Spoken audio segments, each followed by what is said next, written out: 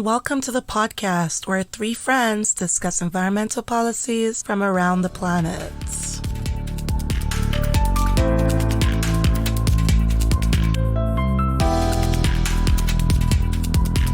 Hey guys, and welcome back to another episode of Planet Policy Pals. I'm Ala, and I am joined here by my good friend and fellow policy pal, Audra. Hey girl. Hey. How are you doing? I'm good. How are you? I am fantastic. I'm doing great. Oh, that's great to hear. Love your energy. I know, right? Like, when you're really fucking stressed and everything seems crazy, that's when you really gotta double down on I'm doing great. Yep. Definitely a fatigue that we are feeling right around this time of Corona. So, what's new with you? So my sister just had a baby. Yay! Yesterday.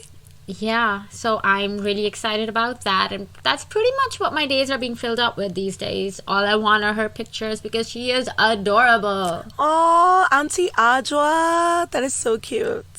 Yeah, I'm so excited. Yeah, that's pretty exciting stuff. So we're just going to jump right into the audience question this week. We got a question. Someone asked, we talk a lot about emissions from fossil fuels, and not just us, like everybody talks about them, and how dangerous hydrocarbons are to the ozone layer. But what about additional gases from the process and human health? Audra, you want to start us off? So, of course, there's a lot of other gases that we have, and they do affect the Earth's energy balance. Like, we have the sulfate aerosols that kind of have this negative radiative forcings that basically lead to cooling effects. And then we have black carbon or soot that affect the warming of climate. So there's do you remember back in the day there was a huge thing about CFCs and HFCs being banned? Yes. So CFCs were banned, but we still have HFCs, which is hydrofluorocarbons. CFCs are chlorofluorocarbons, and then there's also perfluorocarbons.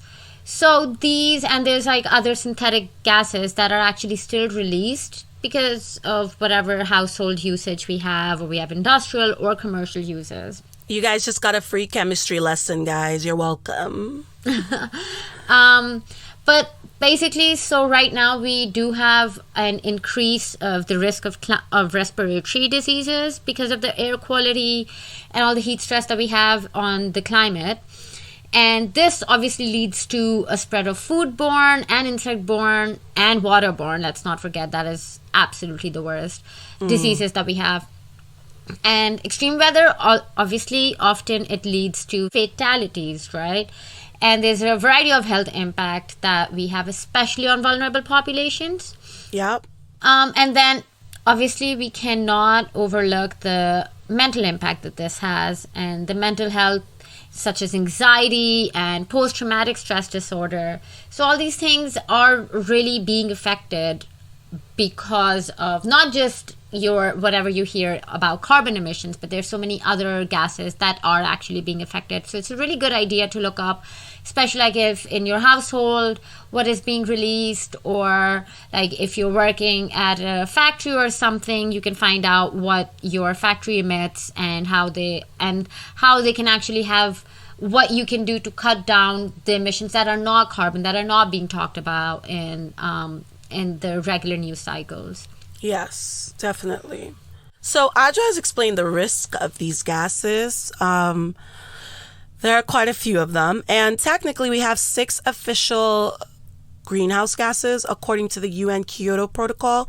If you don't know what that is, listen to episode 1. We explained it. So, there's CO2 and methane, nitrous oxide, hydrofluorocarbons, perfluorocarbons, and sulfur hexafluoride. Oh, and nitrogen trifluoride as well. I'm going to bring out the science teacher in you real quick.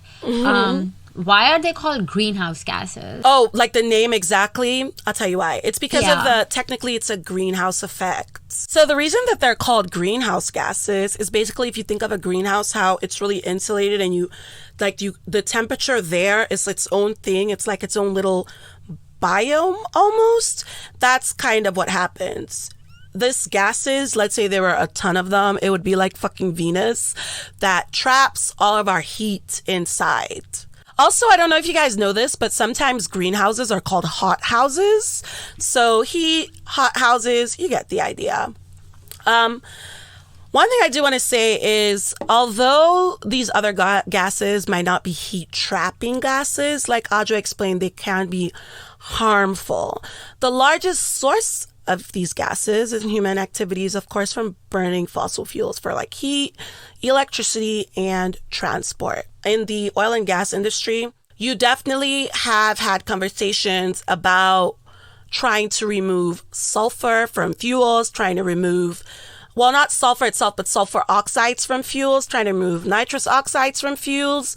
And the reason you do is because, like we said, they're harmful. They're so harmful that most countries have regulations to monitor how much is pushed out. It's just, when we're talking about climate change, we're usually talking about the things that will cause that greenhouse gas effect. So that's why you'll hear those gases come up more. But just so we're clear, the regulations do exist. The thing is, though, lowering emissions is fantastic. Policy to lower emissions is always welcome in my book. But the technology that you have available has to match. So in Europe, for instance, the policy for how much sulfur content can be in your fuels is 10 parts per million, which is a concentration measurement per gallon. But in America, it's 15, which is a combination of lobbying from the fossil fuel industry, cough, cough, as well as the ability to actually match that. You don't want to lower it so far that the companies in your country cannot match it. You know what I mean? But it is a good idea to try to get it as low as you can and to keep that push going. My favorite example, the most popular way to get rid of sulfur right now uses hydrogen. Okay? So hydrogen is pricey because of what it is. It's also pricey because you have to keep it insanely cold. And it's pricey because it has a big fire hazard attached. So if you're managing it, you have to think of temperature, fire, and just making it in general. I know whenever people say like, why don't we just use hydrogen fuel? It's all around us, hydrogen, duh. But it's not actually as cheap to make as people think. So once the technology becomes more accessible, more affordable, I think that more of those other gases that we have in emissions from fuels can be managed, like NOx and SO2. And there is actually so much really cool technology going on. If you're a little bit of a nerd like me, I'll just tell you, look up photovoltaic cells and how they're being used in the scientific research right now to try and reduce NOx and SOx emissions, so like nitrous oxides and sulfur oxides from fuels. Also, nanotechnology is becoming very prevalent in these areas. It's not out there in the field quite yet, commonly because they're really pricey, but we're getting there. So we're going to discuss emission regulations further in our extra policy episode, which will be out next week. Check it out. We have a lot more mini episodes coming up, but we'll talk about that towards the end of the episode. Right now, though, let's get into this week's topic. We are coming to the end of our first series on organizations influencing environmental policy. And thank you guys so much for sticking with us. So far, we've discussed quite a lot, haven't we, Audra? Yeah, we've talked about IPCC, we talked about CGIAR, that we all loved calling cigar. We talked about a bunch of grassroots organizations. I think, yeah, we've been good. Yeah, we've been pretty good. So be sure to check out our previous episodes for all that content. This week, we are turning our attention to a controversial bill that has been championed by environmental justice groups like the Sierra Club, the Green New Deal. We have a little twist in the format this week. It's going to be more of a debate, more of a back and forth where we're going to take different positions. And Audra is so excited to be on her position. Yeah, like, you guys know how much I absolutely love the Green New Deal. Thanks, Ola. You're welcome. You're very welcome. So the Green New Deal is a non-binding resolution for tackling climate change at the federal level. the idea I'm of so glad that we're debating about it later, because just you saying non-binding. Okay. oh my God, we hate the word non-binding when it comes to resolutions. It really gets on our nerves. But the idea of a Green New Deal, I know a lot of people think it's a very new thing. It's not. It came up right after the 2007-2008 financial crisis in the US and the UK at roughly the same time. The same year, the UK-based Green New Deal group formed, independently developing and publishing the first full proposal for a Green New Deal in July of 2008, actually. The current version is the brainchild of Alexandria Ocasio-Cortez of New York and Senator Edward J. Markey of Massachusetts. And it was an idea AOC got after meeting with a member of the UK Green New Deal group in 2018. I guess she met with them and she was like, okay, this is amazing. I need something radical. I love fighting against climate change. I'm going to take this. I'm going to make it into a thing.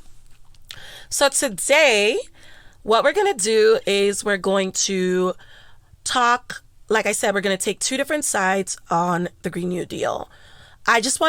Before we start, I just want to say this is not a left-wing versus right-wing discussion. I'm not here to repeat conservative talking points. Audra is not here to repeat, I don't like the word, but I guess radical left points. Is that even a thing? Whatever. Oh, God. We're just here to talk about this deal and take a look at it, dissect it, argue for and against. I'm just going to do for because she accidentally started doing for, and I'm going to do against because I'm lucky. So this was torture. Yeah, so we're just going to introduce it, tell you what our positions are, why we feel that is true, and then we're going to go through the various points for and against this bill. And don't get me wrong, it has some good things in there and it has some not so good things in there. So, we're all going to learn today. So, Adjoa, what position will you be taking? Do you not think that making me research all that was torture enough? Please tell us a little bit about why you're for the Green New Deal. Why do I keep laughing? I'm for the Green New Deal because somebody had to. Stop. You have to take this seriously. Okay, this is kind of an informal debate, but I was president of the debate club in high school, and you need to take this seriously. Okay. I am for the Green New Deal because I do think it's a great initiative. I think setting some sort of baseline was really important, kind of making like a massive breakthrough, and especially doing it on a scale that I think AOC has managed to do. I do think it's a great feat. Yeah, definitely. My goal is to show you guys that the Green New Deal is not a substantial bill. It's more of a call to action concerning a problem than it is a well-fleshed out plan with actions to fix said problem. The points that it raises are valid. I will give you that. But if you think about it, right, natural gas was the largest source, about 40% of U.S. electricity generation in 2020, followed by coal with 19%. Any bill that seeks to eliminate these industries should be specific and have detailed transition steps. So with that, Adjoa, what is the first point that you're going to use to make your case here? Okay, so when we talk about the Green New Deal, I understand the whole negative press that's kind of associated to it. But I think it is actually starting a very important and a very necessary conversation around the importance and the urgency of climate change. I feel like it kind of lays a groundwork for a plan that will start this path to decarbonization that I think is very important. And the way that I think this plan starts is by actually kind of putting a price on carbon to kind of incentivize the industry to move in a different direction, and so that they can reduce their emissions. As we also have to talk about the government and how they need to step up, like they need to put up more money and more funding into research, and then they need to maintain some regulations that will kind of like drive energy efficiency and lead the modernization of the electric grid, which I think, again, is very important. Okay, so can I just respond to what you said about carbon pricing? Carbon pricing is something that already exists. Is it necessary to pack all that into this bill when you could just lobby for increased carbon pricing? The impact of this bill, that's why I think while we talk a lot about how there's not an actual groundwork or like not an actual set kind of a path to how to achieve whatever this bill or this deal aims to achieve. I think that is why everything is left so open, so that I agree with you where carbon pricing has not been updated for a while, and it really does. But I think that's why they're leaving it for the government to work with the private industry, because let's be real, right now private organizations are some private organizations are bigger than some of the economies of the world, right? So I think kind of opening that space for them to figure it out instead of just like imposing whatever you think, because I think that will eventually lead to more polarization, right? Like imposing private markets to a certain standard even. So that's why I think leaving it open kind of makes the space more welcoming for private industries to kind of like hop in and give their input. All right, so I see your point talking about leaving it open and opening up for the government to fix. My first counter to that is AOC and Markey are the governments. When you write a bill should be effective, right? Like it should at least entail some plans. The other thing, though, is even though leaving this bill open is supposed to invite bipartisanship, or I guess maybe that could be the intention, that is not what it has led to. And to back up that point, do you know Republicans just rolled out an infrastructure bill? That bill focuses simply on infrastructure, not even in the same way Biden's plan, which AOC criticized, by the way, I'll talk about later, or the Thrive Act seek to do. It simply talks about roads, water, broadband, and highway safety. There's nothing in that bill that could be linked to carbon emissions, that could be linked to best practices. It's just an infrastructure bill, which I think part of the push for them doing that is to show, okay, look, we made a bill that's focused. We have plans here. We're looking to actually do something. And so in this push to point out a problem that is very important, climate change, you end up giving fuel to the other side to make it seem like, oh, this argument that liberals are just pie in the sky, they're not in touch with the common man, they're not in touch with people's problems. It's not true, but you're giving ammo to people that sell that idea.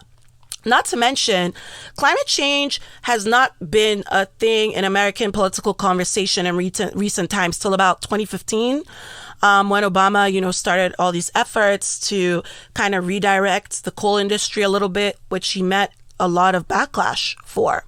Congress debated climate change for like nearly 30 years, or even, for about 30 years, they've been arguing about it. And the funny thing is the first time in recent history that it came up seriously was actually when Judge George Bush Sr., a Republican, signed the global climate commitment with the UN. And then he gave us the most recent Clean Air Act, which needs some updates, but whatever. In order to counter these people, you need to be able to sell the hell out of whatever you're giving them to get the public to see that you have deliberate plans. And so that's my issue with that openness, is that it ends up working against her instead of for her. Okay, just to add to, I think your point, I do agree with you over the openness is going to work against her. The reason why I don't think that's going to work, the Green New Deal, I think it was like kind of just like a framework for how the other actual policies can be implemented. And I think this New Deal, like the Green New Deal, I think we'll see narrower bills with bipartisan sponsors. And like the National Clean Energy Standard for electric power. And let's be real, like a heartland voter in like states like Texas, Iowa, and Oklahoma, like they share a lot with coastal voters in kind of like embracing cheap wind and solar power. So I feel like we will see newer incentives for energy efficiency because like we have all these electric vehicles and the whole carbon capture thing and storage technologies as well. So I think that the openness might not be so much against her because so I think like it's kind of like a bargaining thing that you start lower and then you're like, okay, you know what, I'll meet you in the middle here. So it seems like the other person is kind of getting their way and you're kind of compromising a little bit on yours. But really, that was kind of her intent to begin with. Okay, well, fair enough. I can see what you mean about bargaining power, but I feel for bargaining power to work, you have to actually set a starting point, and I don't feel that this deal does that. Another thing I think is worth considering when you are making any kind of climate change policy is your method of adaptation. So we know that there's three main forms of adaptation and mitigation. It can be transformational, it can be incremental, or it can be reformist. And all three of these have arguments or cases for and against them. So you can have a system where you're going little by little, making changes, doing something now, and getting there slowly. You can have a system that is considered transformational. So in this case, there's overhaul of sectors. Okay, so like you'll introduce more stringent legislation for responses where you're doing large chunks at once.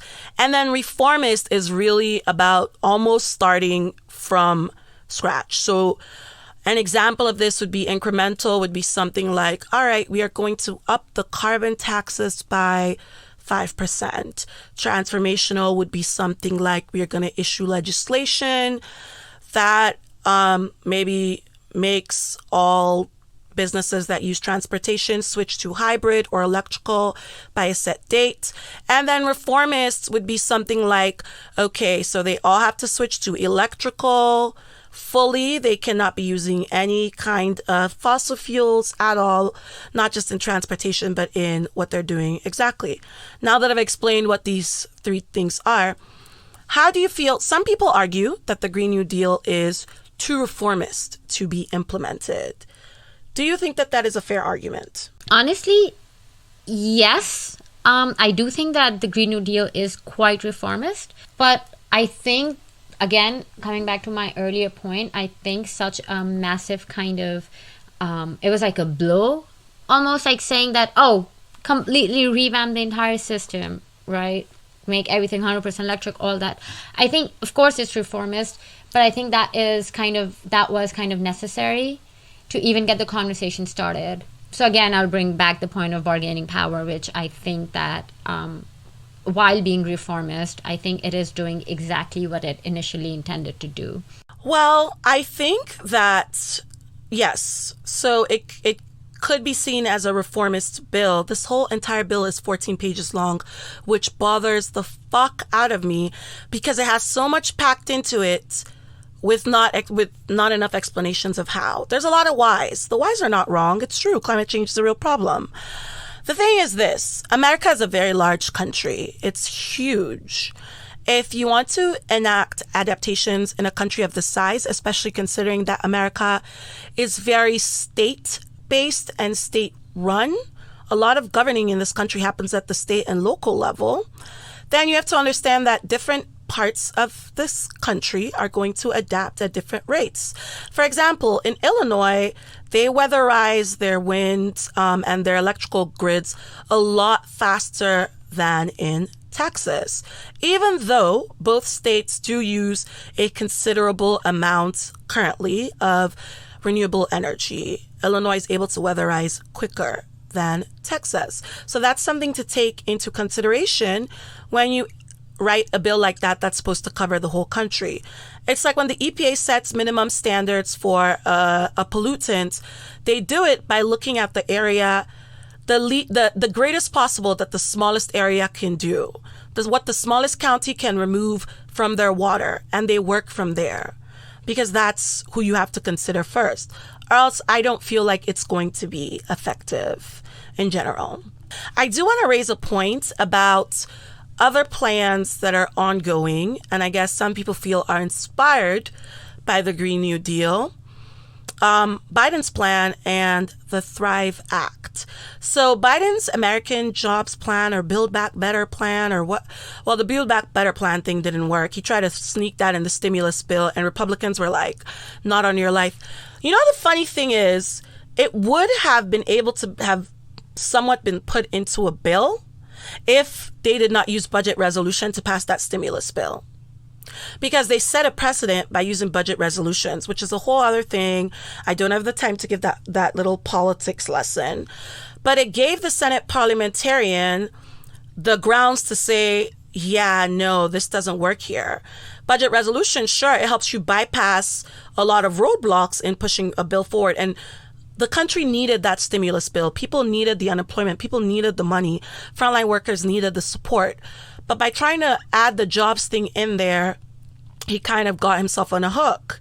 So that's why I think like it's very important that when you're making policy, you're thinking about how far you can go in that moment. I also think, I know a lot of people are not a fan of this plan.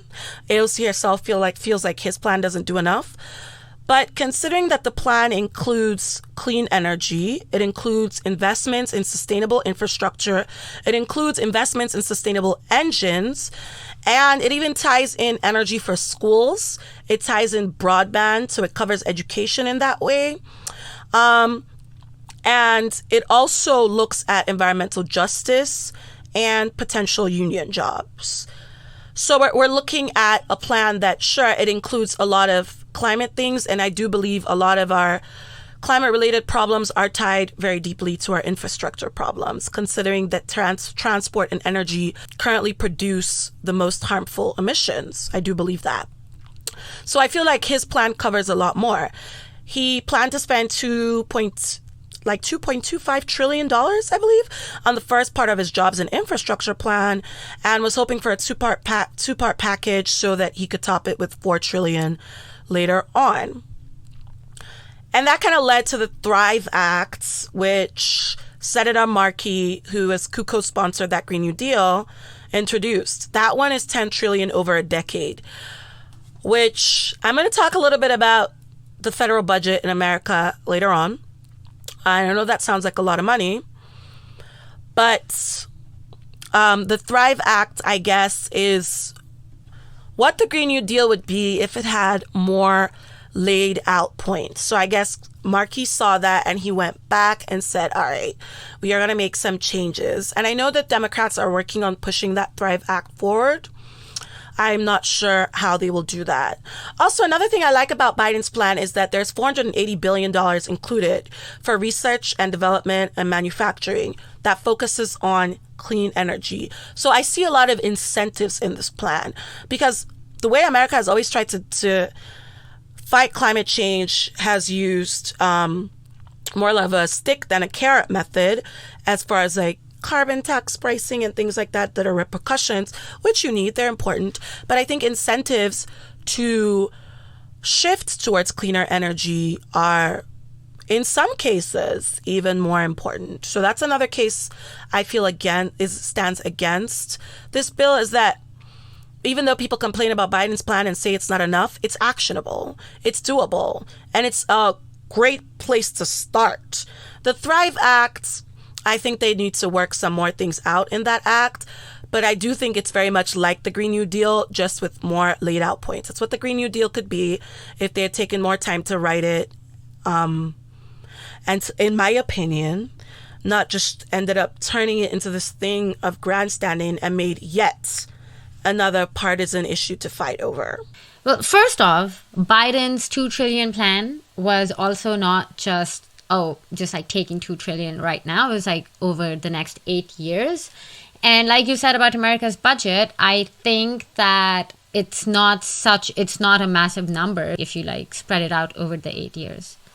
Another issue that I have with this bill is cost. A little bit about how the U.S. budget works. Basically, what they expect right now is $4.829 trillion for 2021.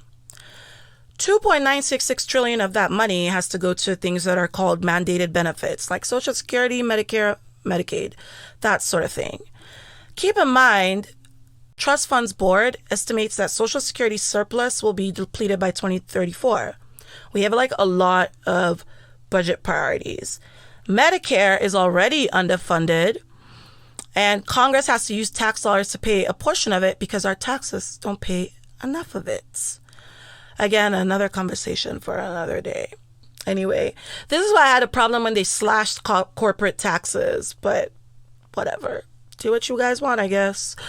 The discretionary budget is all the stuff that isn't in the mandated budget. So after they're done paying for Medicare, Medicaid, Social Security, then the rest is the discretionary budget. For 2021, it's about $1.485 trillion. Actually, it's exactly that.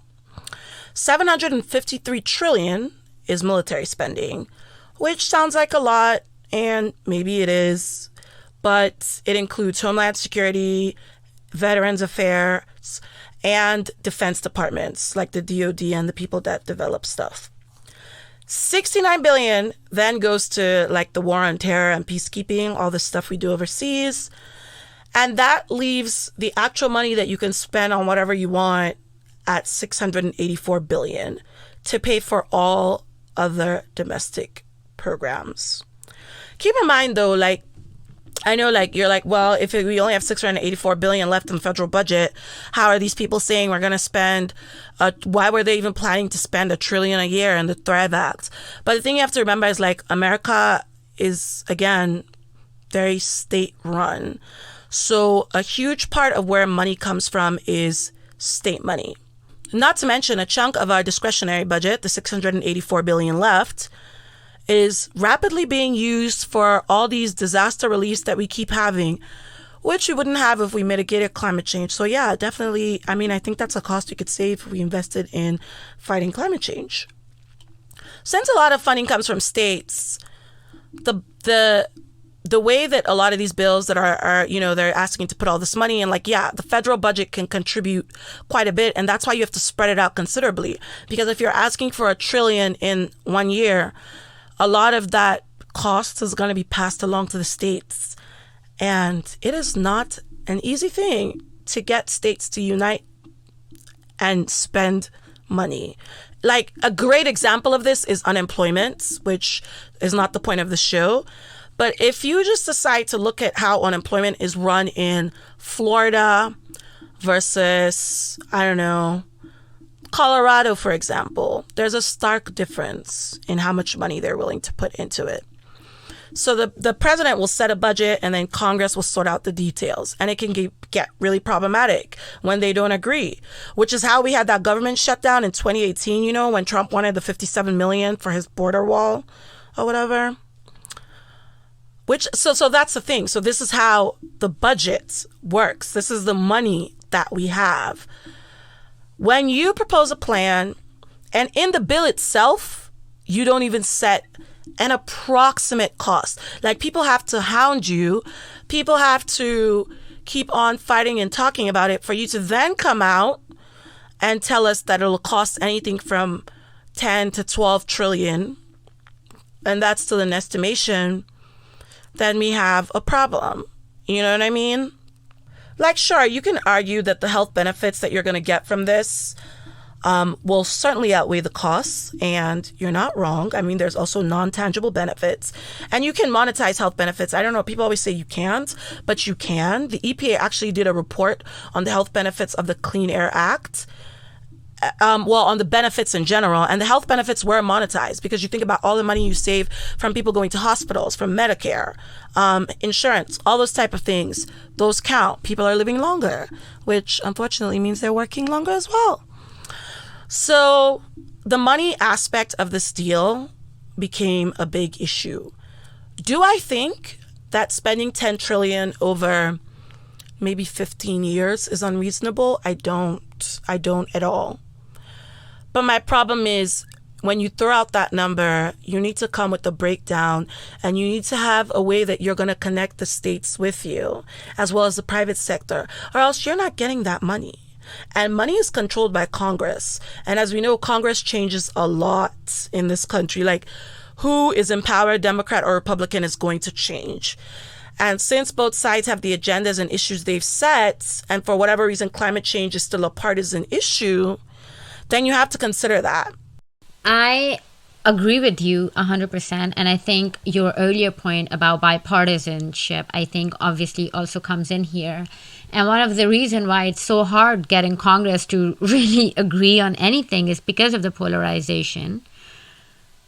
But when we talk about costs, especially since like I understand your point about being state and being, like federal, I think as we saw the whole outbreak in Texas, and we saw how state taxes kind of played such a massive part in not having the kind of services or even like kind of resources that were needed to get out of the kind of pickle that Texas was in. That is a great point that you raised with Texas. The problem with Texas isn't just that they didn't have the money. The problem is they don't want to follow these federal mandates. They don't want to work with the federal government. So you have to find a way where you're working with the federal government, or else you're not going to be able to convince state legislators and the governor to spend the money that they need to spend. Texas has invested tons of money in clean energy, right? Mostly through the private sector, right? But they didn't set the limits that are necessary for the private sector to not just build those things and stop. When your plan calls for huge sums of money, it cannot be a plan that alienates a ton of states. Whether it's reasonable or not, whether you're making a great point or not, it just cannot be that. I think overall, it kind of reduces costs instead of increasing costs. Like, I know that that's what the Republicans are saying. The upfront capital cost of like 100% wind, solar, electric power is around $10 trillion. However, first off, like this cost is spread out over a lot of years. And I think like over time, it will kind of pay itself out as we see sales of electricity. Also, I think when you look at the kind of cost that fossil fuel kind of puts on health, you're going to cut down those costs, right? US consumers will end up paying like $1 trillion per year in energy costs with the Green New Deal, whereas in the fossil fuel system, they will pay $2 trillion in energy, $600 billion per year in air pollution health costs. If you go even further, you can have something like trillions of dollars in global climate costs because of US emissions. And essentially, like a total cost of this is going to be much bigger than not adopting a Green New Deal. I feel like would at the end of the day cost much more over time than adopting one will. Well, that were all great points made. So moving on, what do you think, Ala, would be the long-term effects? Well, I know that a lot of supporters of this bill, in countering when Republicans talk about job losses, bring up job guarantees. And I'm going to say something that might seem a little radical. I don't know. I guess it depends on who you are. Job guarantees are not, I hate the word guarantee because it's not even applicable in the US. Job guarantees aren't even a new idea. They're an idea from I think right after World War II, actually, when we were getting Social Security and whatnot. And they're an idea that we still have not been able to make a reality. And I think the reason is because this is a country where the bulk of money spent is decided at state and local levels, and it's a population of 328 million people.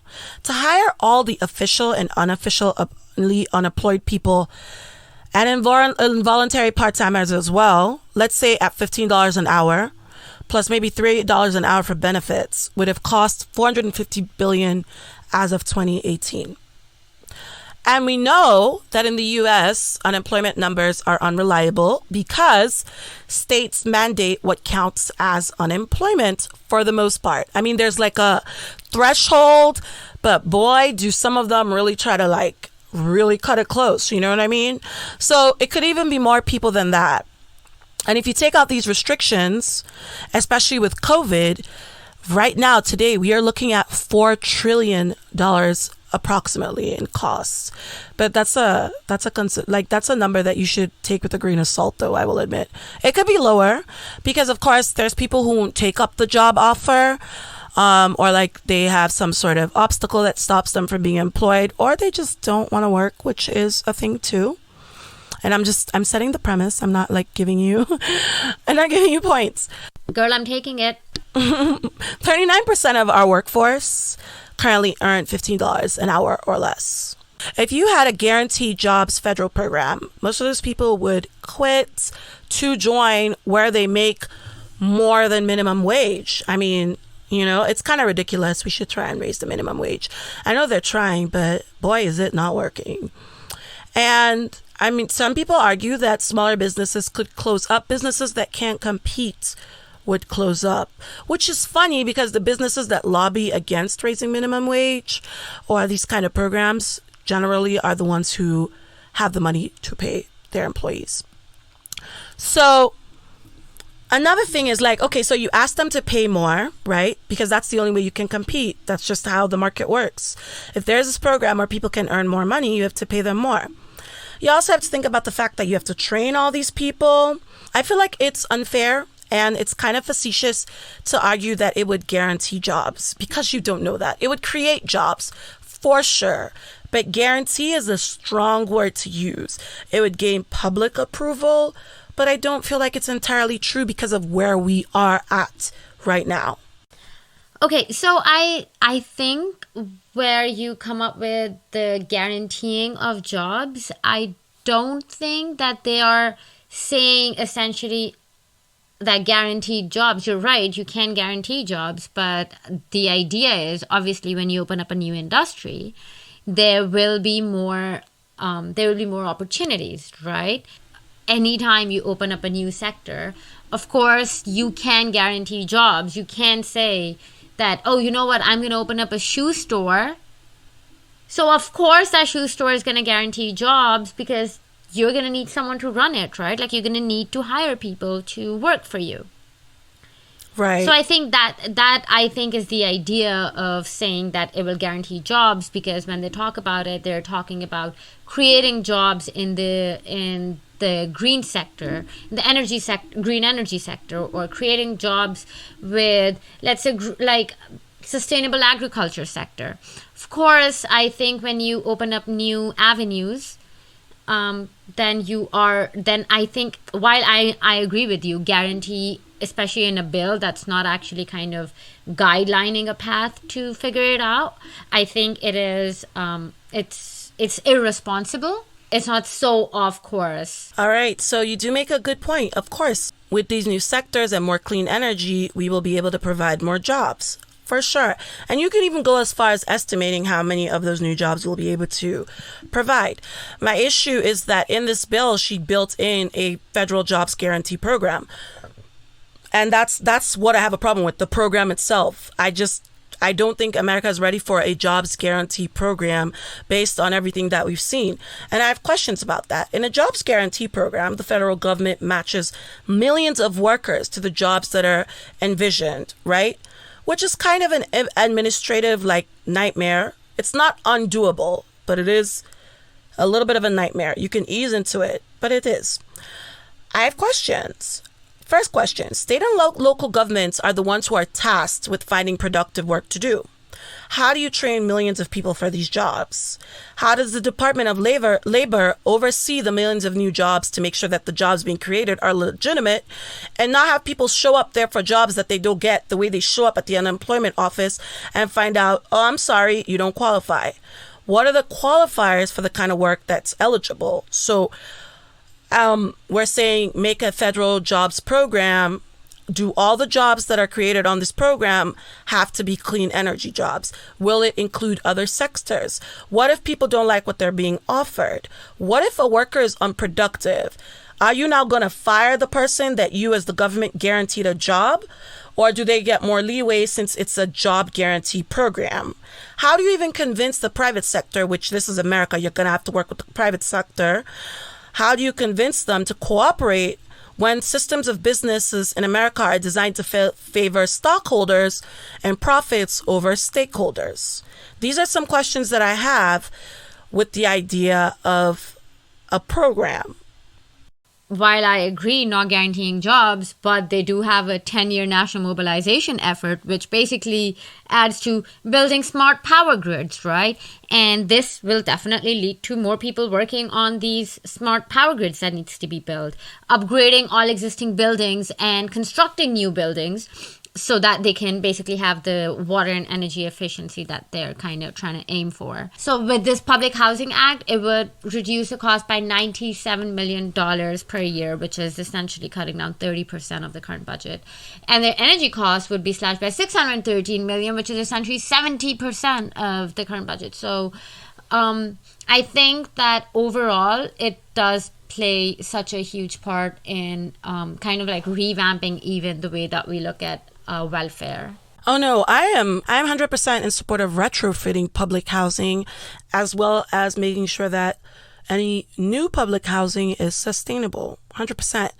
You know, something else that they didn't think about is, for instance, in Miami, the city has ordinances so that any new buildings are more sustainable, right? You can set building requirements for people that build homes. I think that's something that they should have included, actually. And then they would be able to expand beyond just public housing, or at least a push to support cities and states legislation in doing that. However, my issue, like, guys, I'm not anti-welfare. I'm very much pro-welfare. But let me just tell you a quick rundown of everything this deal calls for before I make my point. It calls for a guaranteed job, that's the jobs program, with fair pay, family and medical leave, paid vacations, and retirement security. It calls for universal high-quality health care. It calls for free higher education. It calls for access to affordable, safe, and adequate housing. It calls for stronger labor, workplace health and safety, anti-discrimination, and wage and hour standards. It calls for the cleanup of hazardous waste sites, and it calls for the access to clean water and air, health, and affordable food and nature. And it also calls for, of course, using more green energy. My thing is, this bill doesn't call for enough issues with like the carbon taxing and pricing and all those type of things. But there are so many things built in here that are immediately a bill stopper. Why would you put so many things into one bill when these are a bunch of bills jumbled into one, and then make that one bill not even that thorough? It just comes across like it's something that you're using to tell people, look at all the things I care about. We care too, but what I want to see is what you do. It's all like a worthy cause. There are so many sensible policies that America still struggles to enact. The carbon tax is, subsidies for nuclear power generation are not enough. Research funding for carbon capture and carbon storage, we're getting there, but again, not enough. These are all standalone policies that you could use, or even things that would make sense to work into a climate change adaptation bill. But instead of building those and at least having those incremental policies in place and then giving us some transformational ideas as well, because I'm not anti-transformational ideas, she's giving these people ammo to continue saying that the left is unrealistic. And I don't like that. A lot of you are going to listen to this and be like, oh my God, you're such a moderate. But it's not even that. It's that I'm tired of seeing government efforts that aren't amounting to anything and just they just stop at political discourse and conversation. Those conversations are important, but if we're paying these people to be in Congress and in the Senate, I would like them to use their time to craft things that they know are possible, even if maybe they're not as popular, still within the realm of possibility. So these are all really good points, and I think we agree with each other on some of them. We have agreed to disagree on the rest, but I think overall it was a very meaningful conversation, and I think it kind of gave us an insight on a lot of different aspects of the Green New Deal, which I feel like was our initial, that was our basic point to get across so that you guys are more familiar with it. Ala, do you have any last points to add? Well, yeah, I mean, yeah, I think this was an interesting conversation. I do want to say that combating the fossil fuel industry, which to me is the biggest challenge to climate change, is not an easy feat. And I think that I love that there's that lawsuit right now in New York against some of these companies where they're misrepresenting themselves. We talked about that a little bit at the start of the episode because honestly, by 2013, 90 companies had contributed nearly 2/3 of the world's industrial emissions. Okay? These are the people that you are fighting. 5 major U.S. oil companies alone have spent $3.6 billion on advertisements that challenge saying that climate change is mostly from fuels. Okay? These are the people you're fighting. Not to mention that even banks have donated money to these efforts. And then also to me, I'm very pro-nuclear power. I know that's another debate people want to have. And I think that it's a little irresponsible and unrealistic to totally exclude nuclear power from the conversation. I would also like to see more jobs training programs for clean energy. I know that's a thing that's here, and I know that Obama started it and they kind of almost destroyed it, but I would like to see more of those. So those are my my closing arguments and points on this. And no, I have not been convinced that this bill really accomplished much. The one thing I will give it is that it helped to reinvigorate the climate change discussion. So I'm going to give it that. And I'm very excited to see how Democrats are going to work on the Thrive Act, because I would love to see that legislation passed. Perhaps they want to, look into making that a little more realistic, but I would love to see that legislation passed. All right. So Adra, what are the organizations to check out that would help people know more about climate change and the fight for environmental justice in that area? So we have, for starters, we have Sierra Club, which is a club that is working around the clock to get stronger environmental and energy laws that will reduce our dependence on fossil fuels. So it's a really great organization because it kind of aims to protect our oceans and the fragile coastal environments and help protect millions of jobs. So a lot of these organizations that we talk about pay close attention to welfare. Then we have the Green New Deal UK group, which is exactly what you would think it is. It is the Green New Deal in the UK. So it's basically a movement that is made up of ordinary people, and they're calling for real solutions that will match the scale of this challenge. They want to build a movement that the decision makers can't deny or ignore. And it is just like the Green New Deal in the US, doesn't kind of do much. But oh, sorry, I forgot what part I was playing in the debate.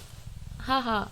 And then we have the Sunrise Movement, which is a movement of young people that aim to stop climate change and, of course, create millions of jobs in the process. Because, like I said, a lot of these ones. And by the way, fun fact, Sunrise Movement, the director of the Sunrise Movement actually played a part or influenced the Green New Deal. Aww. Their main aim is to build people and a political power so that they can build a world where everybody can have a livable future, and it aims to be an all-inclusive movement. Really progressive, honestly. Moving on to our audience question. What side of the argument are you on? And please do give us your insight on why you think you side with that. We have all these points. We would love to hear your points. Also, if you have any questions, suggestions, or changes that you would like to see, do let us know. We are very eager to listen to you. Yes, we are. And we've enjoyed going through our first series with you guys. So now we're taking a break for the month of May because I have to focus on my finals and projects, you guys. And Adra's sister just had a baby. Yeah, and I'm so excited. I can barely contain myself. I know, it's so exciting. But worry not. We will not leave you guys empty-handed for an entire month because we want you to keep listening. Are you kidding me? We are going to release extra policy mini-sodes every week until we return on June 7th with our next series. Seems like you guys are enjoying these, so we're going to keep making them. The mini-sodes will be up every Monday 8 a.m. Eastern Time. And once we get back, we will return to our regular programming with the full episodes. Our next series is going to explore regulations of various industries and their connections to global climate change. Basically, we want to investigate whose policies are working, in different parts of the world, and why is it working? That's it for this episode in Series 1. Girl, can you believe we started this 2.5 months ago? Honestly, where did the time go? No, seriously, I could still remember us planning to start this last year in November. It's crazy. I'm so proud of us. I know, I'm so proud of us too. By the way, we are featured on another podcast in their listener recommendations. It's called the Pod World Podcast. What they do is kind of recommend and review podcasts in a way over a series of different topics.